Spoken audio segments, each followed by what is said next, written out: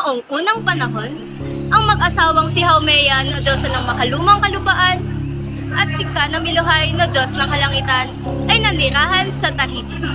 Dalawa sa mga anak nila ay si Pele at Namaka.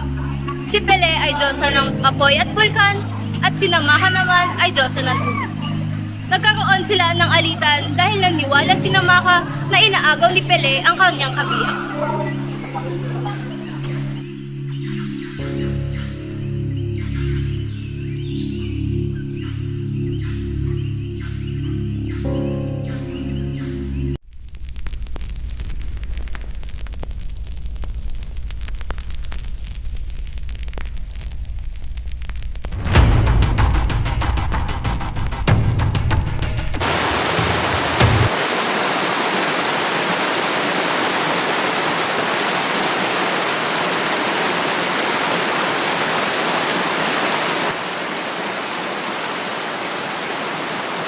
Binigyan ng itlog ng magulang si Pele at ito ang kanyang kapatid.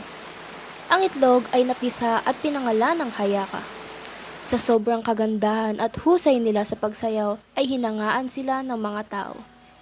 Ikinainis ito ng 4 na Diyosa ng Nyebe sa islang kanilang nilipatan at naisipang paalisin ang magkakapatid sa isla.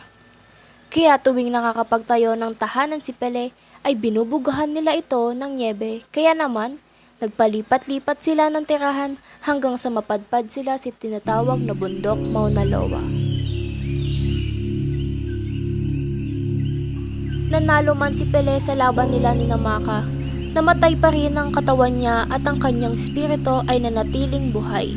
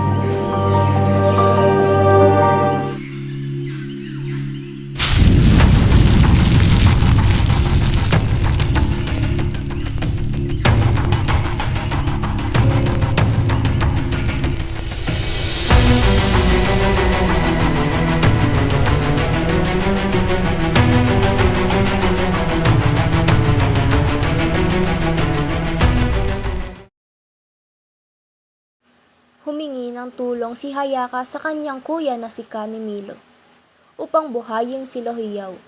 Pasya silang lumayo upang makaiwas sa galit ni Pele.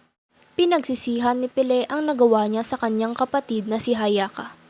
Mula noon, hinayaan niya na ang kanyang kapatid at si Lohiyaw na mamuhay ng tahimik at payapa. At dito nagtatapos ang kwentong si Pele, ang Diyosa ng apoy at bulkan.